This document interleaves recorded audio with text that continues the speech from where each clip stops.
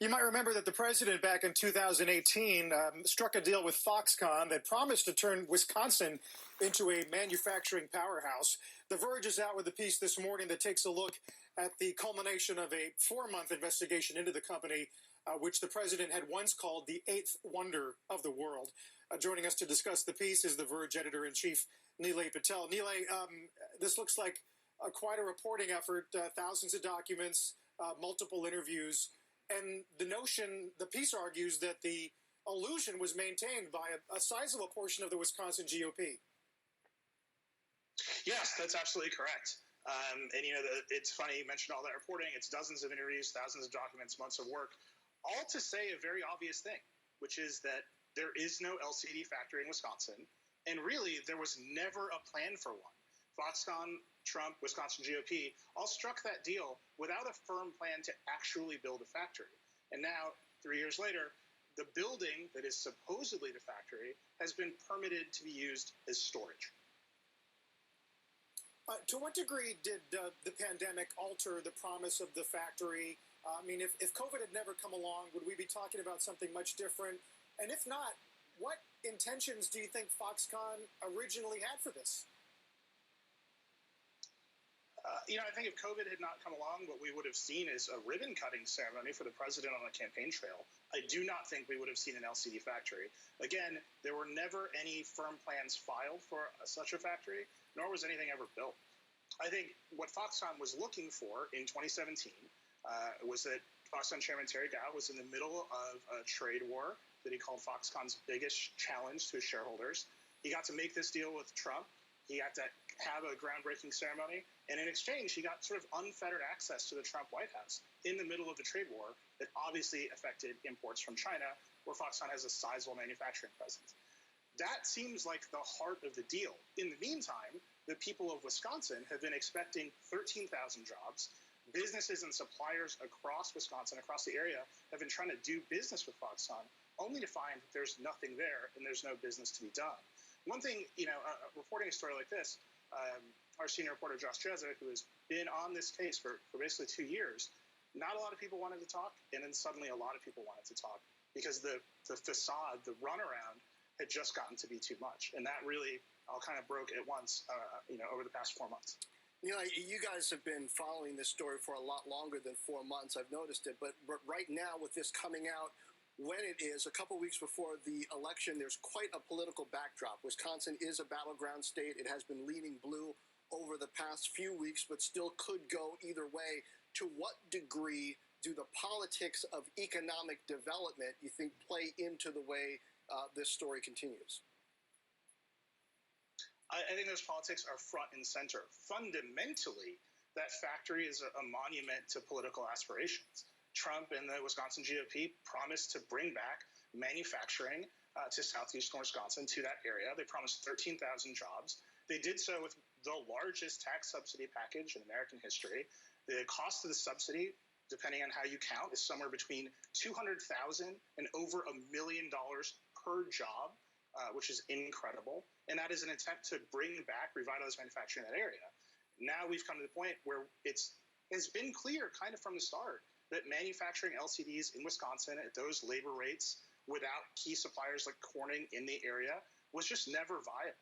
So I think the way I've been thinking about it, go ahead. So I wonder if you have found, and I think you have in this piece, real costs to moves like this, because very often we hear, well, it's a tax credit, it's a subsidy. Really, it only costs taxpayers anything if there are jobs created, if there is revenue that comes out of this. But there were issues of eminent domain, houses getting knocked down to make room for facilities that it sounds like Foxconn might not ever get full use of. Yes, and so people were moved out of their houses. The Village of Mount Pleasant declared an area blighted so it could move people out. They tore down the houses. They sold the land to Foxconn. Much of the land isn't being used. It has been leased back to one of the local farmers they bought it from so he could get some use out of it. And then on top of it, Foxconn has employed hundreds of people now in Wisconsin who didn't have anything to do. Josh's reporting revealed that people were coming to work every day, sitting down and watching Netflix all day, watching YouTube all day. One person told Josh that they had watched the entire Game of Thrones run in preparation for the final season during his time at Foxconn. And then when those people had been there long enough to qualify for the tax subsidy payments to Foxconn, they were all laid off at the beginning of the year. And I think that churn in that marketplace is not healthy. It's not good. And it really speaks to how this is a project about optics as opposed to a project about jobs. Wow, Nilay, those are some fascinating tidbits from the reporting. Beyond manufacturing, I still remember as well, shortly after the election when we saw Alibaba's Jack Ma, SoftBank's Masayoshi Son stand next to the president and similarly promise investment and jobs, a lot of which has come up short, it at least seems right now. Do you think that there are other cases like this, perhaps empty promises or unraveled plans that could come out in the years to come? I do. The way I've been thinking about this story in particular is that the Foxconn factory is the physical manifestation of a lot of the Trump-era policymaking. So there's a healthcare plan that's going to come out in 2 weeks. I'm on this show all the time to talk about TikTok is going to get banned tomorrow, and then it doesn't get banned. There's an LCD factory in Wisconsin that is not an LCD factory. And I think at this point, it's wise to evaluate a lot of these promises with the assumption that there's nothing there, because we've just seen the pattern over and over and over again. And now it has basically wreaked havoc in southeastern Wisconsin.